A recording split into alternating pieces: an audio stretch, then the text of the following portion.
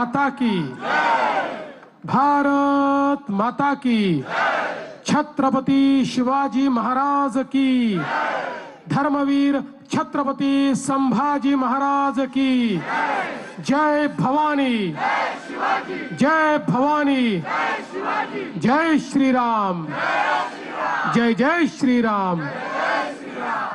हिंदवी स्वराज्याचे सरसंस्थापक छत्रपती शिवरायांना मानाचा मुजरा करतो।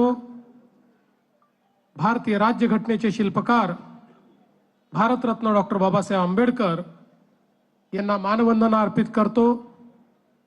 आणि आजच्या आपल्या विजय उत्सवामध्ये आपल्यामध्ये उपस्थित असलेले ज्यांच्या नेतृत्वात मुंबई भारतीय जनता पक्षाने अतिशय उत्तम अशा प्रकारचं यश मुंबई महानगरपालिकेमध्ये संपादित केलं, ते आपले मुंबईचे तरुण तडफदार अध्यक्ष आमदार अमित साटमजी,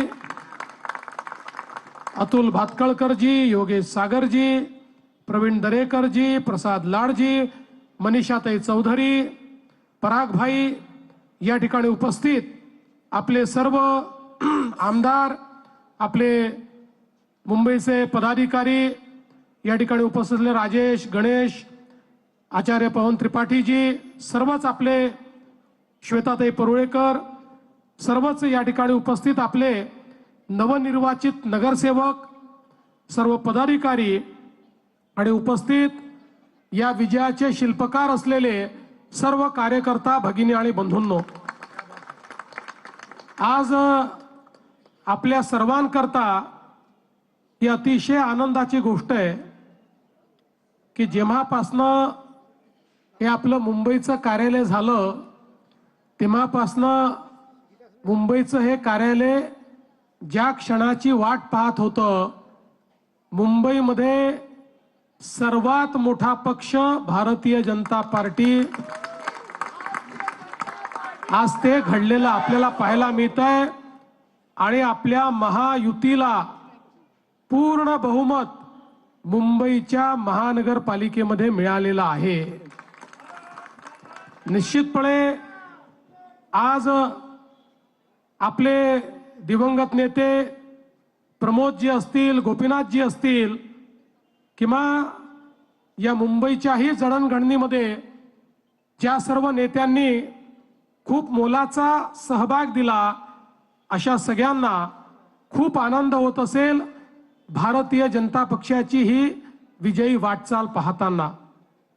आपल्याला कल्पना आहे की माननीय प्रधानमंत्री नरेंद्र मोदीजींच्या नेतृत्वात 2014 साली पहिल्यांदा भाजपने दाखवलं की मुंबईतला सर्वात मोठा पक्ष आपणच आहोत आणि सर्वाधिक त्या ठिकाणी आमदार निवडून आणण्याचं काम हे मुंबईमध्ये भाजपने केलं।